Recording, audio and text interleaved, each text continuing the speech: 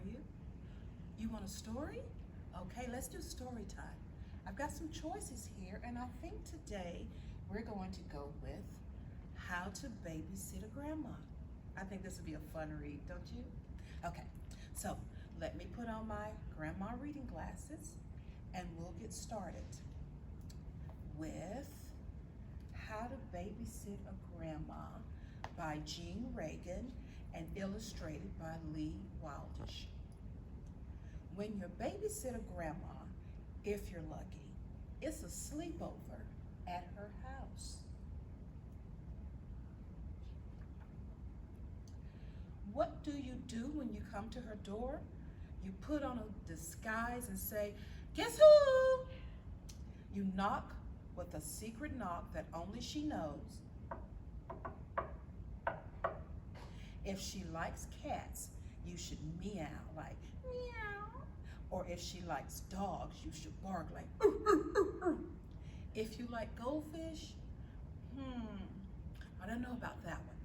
When she opens the door, you shout, "Grandma, your babysitter's here." See that? I see the little doggy sitting in the background. He looks all surprised. Look at him. He's like, "Who's at my front door?" Hug your mom and dad and say goodbye. Don't be sad. I'll be home soon. Now, these are the instructions for how to keep a grandma busy when you're babysitting, okay? All right. Go to the park. Bake snickerdoodles. Have a costume parade. Go to the park to feed the ducks and do yoga. Go to the park to swing, play hide and seek, make goofy hats.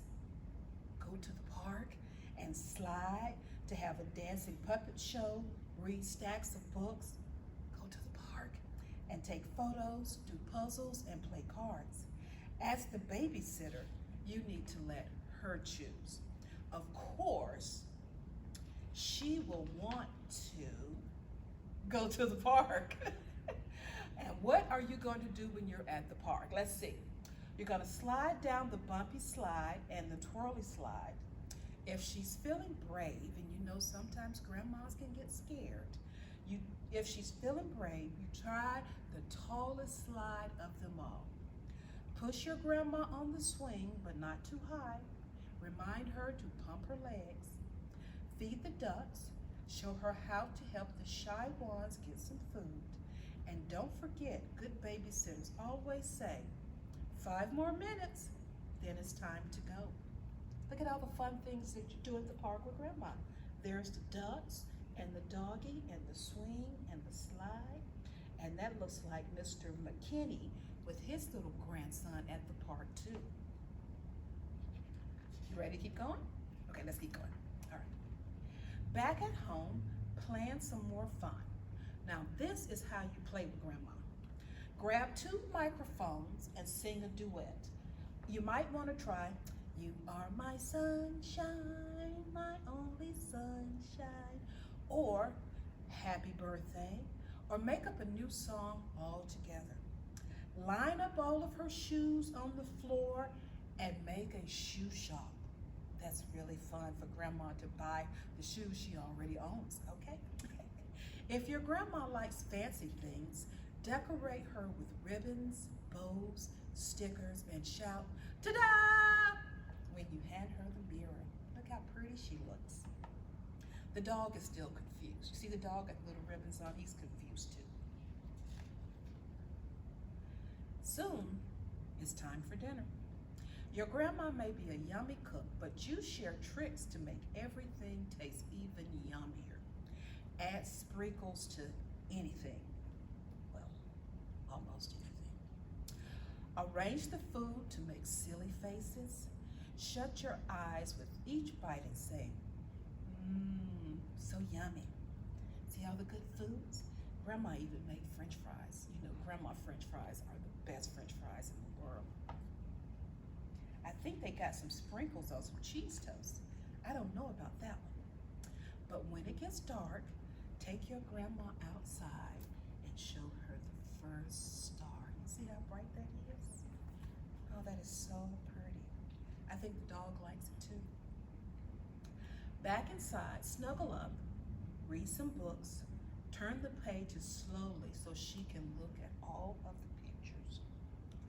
Ask your grandma for stories about when your mom or your dad was little. What was mom's favorite thing to do at the park? Did she ever get in trouble? Was her grandma as fun as you are?